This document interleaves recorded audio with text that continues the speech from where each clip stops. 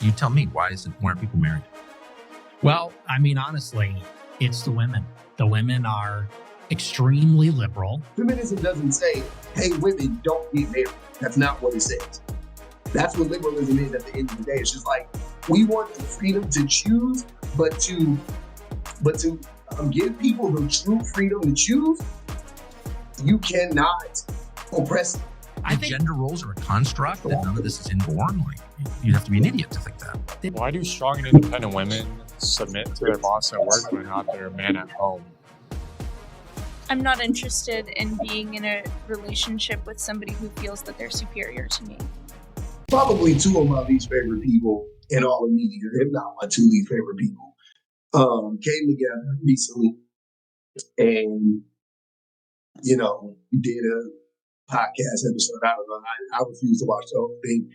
Somebody sent me this clip, though, and I definitely felt the need to react to it, right?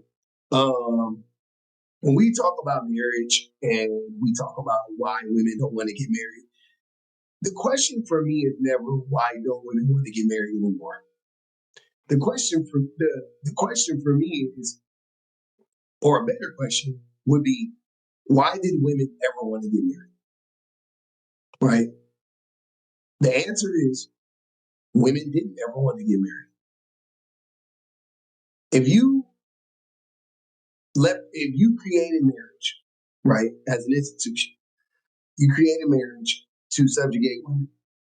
Women know that marriage oppresses them. They always did. It was a lesser of two evils, though, right? The only way you can get women to be married was to create circumstances in which marriage was more appealing than not being married. And that's what men did. But if you created marriage was meant to function effectively exactly the same as it always did, right? But you don't create the circumstances in which women are forced into marriage or compelled to marry. Women would not want to be married. Women would not want to be married. Women do not want to be subjugated. Submission is not natural for women at all. So the whole notion that women don't want to be married now, in and of itself, is completely false. Like, it's just not. We're not being honest when we have the conversation around marriage and why women don't want to be married anymore. We're not having an honest conversation at all.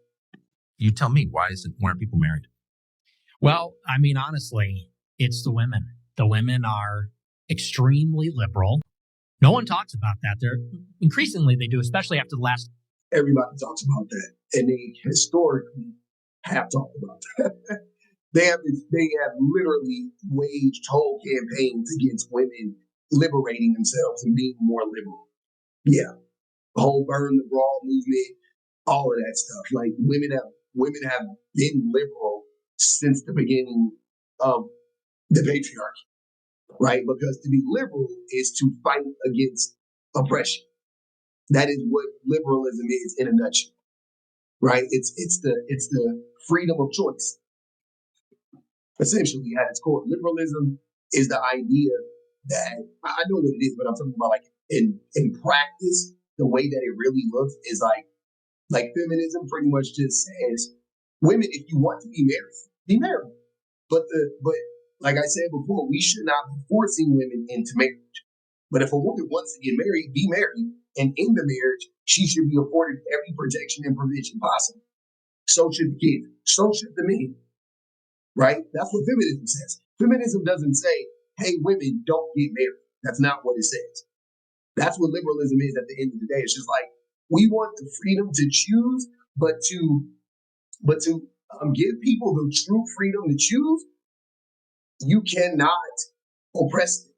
You cannot lie to them. You cannot propagandize them. That's not a true choice. If you do any one or any combination of those things, that is not a true choice. It's like telling a woman to choose better, but the whole time the men are lying.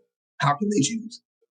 It doesn't make any sense. The only way for a woman to actually and accurately choose a man or whatever, any person or body, The person or the entity needs to present all the information so that they can make a true assessment and a true decision. And that's no different when it comes to marriage or anything else. Last election, there's a 45-point difference between men and women. The men are extremely conservative, increasingly. The women are extremely liberal. What are they liberal on? What issues? Like, what does that mean, liberal? Oh, they're very feminist. Like, actually? Extremely feminine. Like, actually? Yes. They don't believe that, do they? I think they do. Really? Absolutely, I yes. believe that. Exactly. Tucker Carlson is acting. This is an act right here. If you guys don't know what pandering looks like, that's what pandering looks like. Really? You think Tucker Carlson really doesn't understand? Like, you think he doesn't get it? Like, he understands. You got your credit. Nick Fuentes knows too. All of these dudes. Well, Nick Fuentes is Nick. Don't get me wrong. He might actually not know. Like he's like a fucking like damn, barely graduated from high school kind of guy. But Tucker Carlson is well educated, highly educated. He knows. I think gender roles are a construct and none of this is inborn. Like, you'd have to be an idiot to think that. they like the idea of it. They like because of course I think all women naturally want strong men. Of course, obviously. They naturally want a Chad. They want like a tall, buff guy. But I think they like the idea of Tucker Carlson and Nick Fuentes are not Chads. none of them want to work either. None of them That's what actually I'm want saying. to work. That's what I'm saying. Of course, that's right. It's obviously true. It's always been true. Work outside the home. Right. They don't have enough work at home. There's Yes. a lot to do. But no, I completely agree. So that's why I question like their feminism. In what sense? Yes. And they like these vague appeals to equality. We want a chance to work and we want respect. And ultimately, I think the whole political system is just based around women never being accountable for any of their choices. Ultimately, that seems to be that's what abortion is. Yeah, of course. Is 99% of abortions are elective. So they say it's an unplanned pregnancy. You had sex out of wedlock with someone you didn't intend to have kids with. So now we have to kill the kids in the womb. And, these no-fault divorce laws. These women get married to guys maybe they never intend to stay with. And then when they're out, they're done. And they want child support and they want half the stuff. And I think a lot of men are looking at women and they're very liberal. They're overweight. They have a very high estimation of themselves. I think that people call it hoflation. Hoflation? Yes, they're Listening to Tucker Carlson repeat, hoflation is crazy. their sense of their own looks and sexual value is very inflated.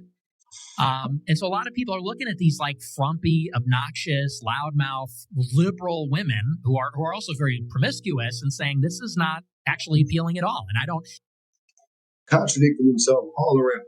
So if these women are so unappealing, then why are you guys trying so hard to get with them? Why are men trying how are they getting knocked up so easily? How are they able to be so promiscuous? They're so ugly and frumpy looking. Why are there so many men that are willing to sleep with them? You just said it right now. You said they're so promiscuous. They're so ugly. What? You guys, anyways, he's not far away from the truth, but he's so far away from the truth because it is the dichotomy. It is the separation. It is how men and women are moving in opposite directions. And the directions are men are evil and men are moving in the direction of evil and women are moving I give you better words.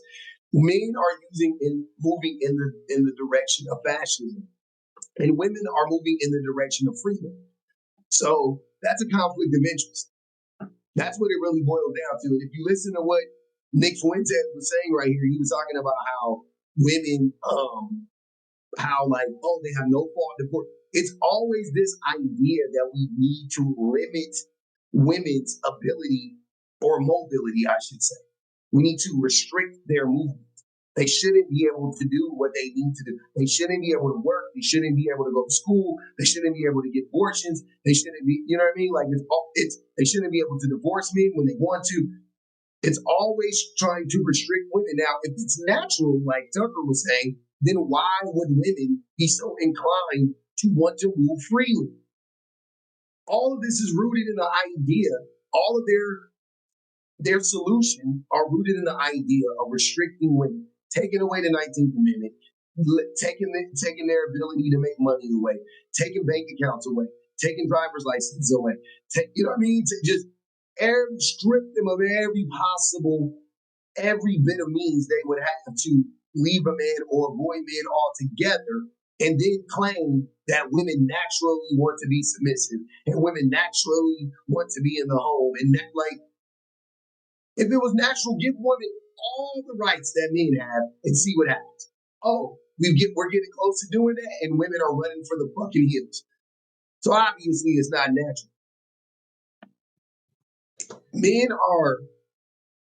This is a perfect example of what Nick Fuentes was saying about how men and women are moving in different directions.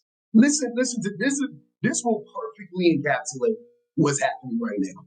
Why do strong and independent women submit to their boss at work but not their man at home?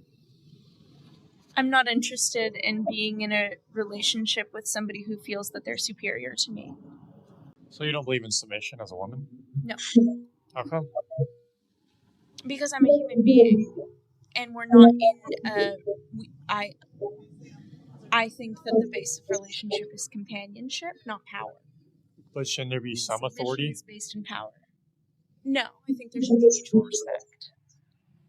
And mutual respect comes with caring what the other person thinks, but I don't think that somebody who really cares about me should be the boss of me. How about your parents? I'm an adult. My parents aren't the boss. But when of you me were now. younger, were they your authority? Yeah. Why? Because she had an adolescent brain and she wasn't fully developed. And it was her parents' responsibility to take care of her legally. Because they're my parents. Because there is a power structure. They have years and years of age on me. It's just about age. Well, they have assets. They have age. They have all of these things that I don't have that they can impart on me. Children are not comparable to women. Grown women. Yeah.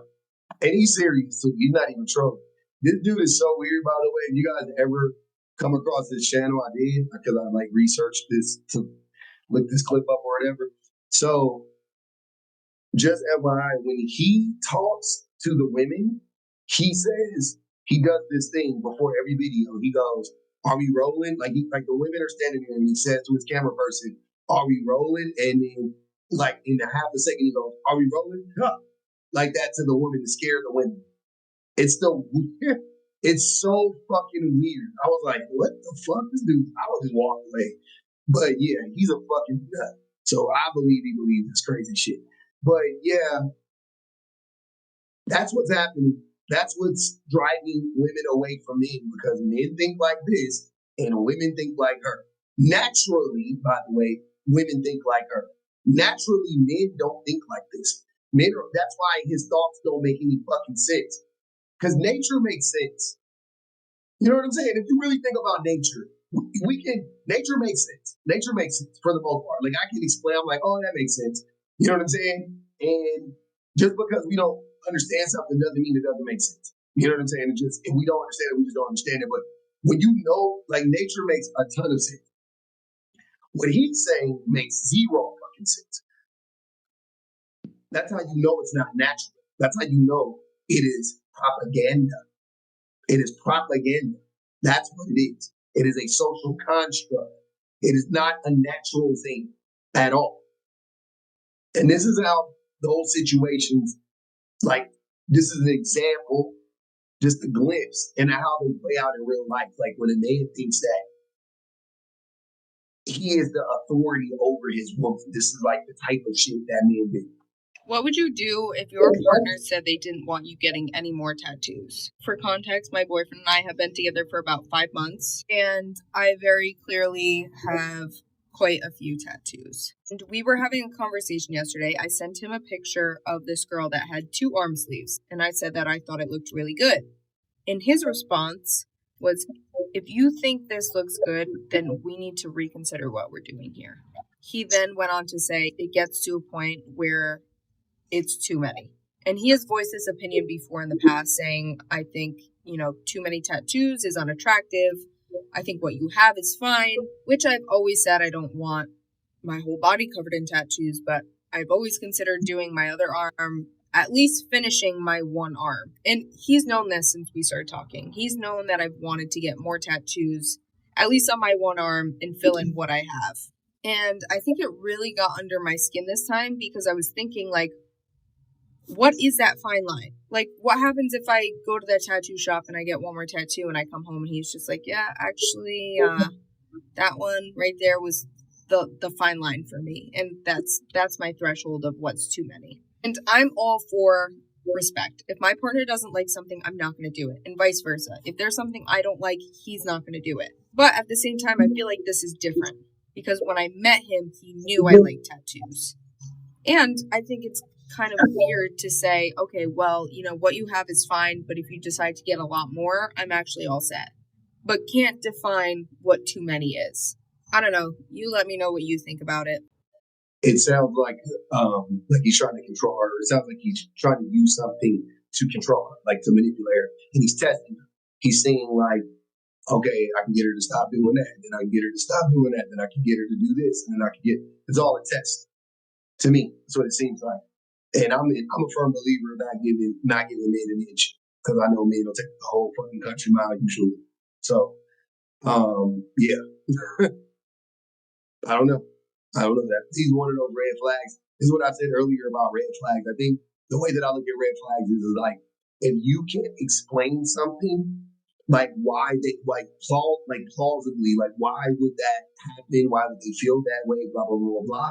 As soon as you can't explain it, then it's a red flag and it's probably worth really diving into and unpacking and seeing if it might be time to move on.